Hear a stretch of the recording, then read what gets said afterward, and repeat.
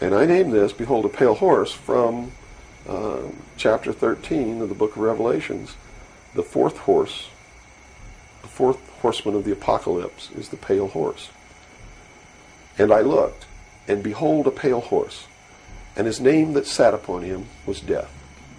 And hell followed with him, and power was given unto them over the fourth part of the earth, to kill with sword, and with hunger, and with the beasts of the earth. And that is taking place now today. The fourth horseman is riding across the world now. That's what AIDS is all about. That's what all these little brush fire wars all over the world are all about. That's what's happening. That's why cancer cures are suppressed. It's because they fully intend to kill a minimum of 2 billion people by the year 2000.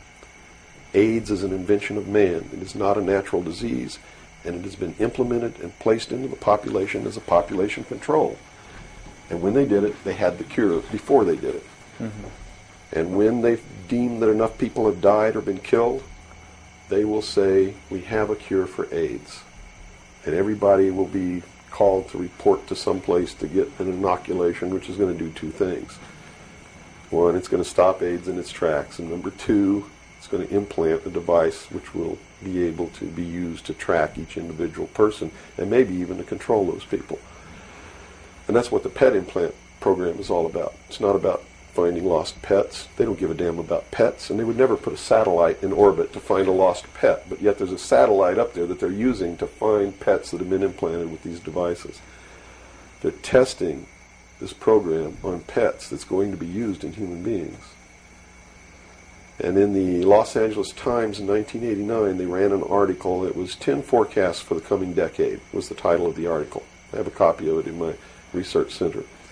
And number 5, I believe it was number 5, in those 10 forecasts for the coming decade was chemical or electronic implants to control individual behavior on a 24-hour basis, unquote.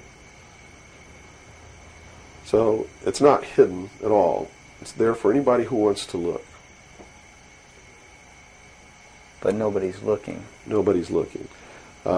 They believe, and I believe that they're right, that the biggest danger to mankind right now is man himself, population. A study in 1957 told them that by 1990 the world population would double. In 33 years. Can you imagine that? The world population of human beings doubled in 33 years. Mm-hmm.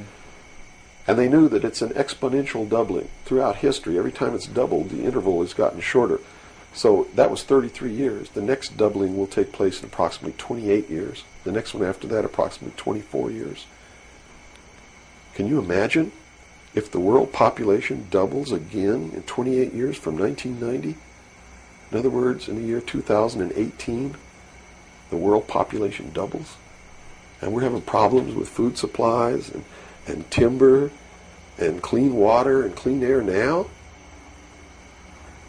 And then after that, it doubles again in another 24 years. That's why they created AIDS. Because they didn't want to have to go around the world and say, you, and you up against the wall, you've got to die today. And shoot them. They did it in a manner to where they could target what they consider to be undesirable populations. And I want to be very clear that I don't agree with them on this. They specifically targeted blacks, Hispanics, and homosexuals for complete eradication. And AIDS is really going through those populations, and it's really doing a number on blacks, Hispanics, and homosexuals. That theory has made news. I've heard that before, and this it's been isn't a debunked theory. very clear by the public, saying, "Oh, that's ridiculous." But you're saying that that may indeed be the case. It's not ridiculous. I actually saw this in documents, and the project name was Project NAOMI. MK NAOMI was the name of it.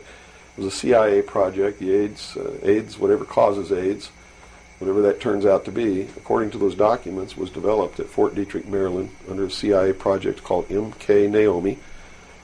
It was financed by $10 million for the Department of the Army's biological warfare programs.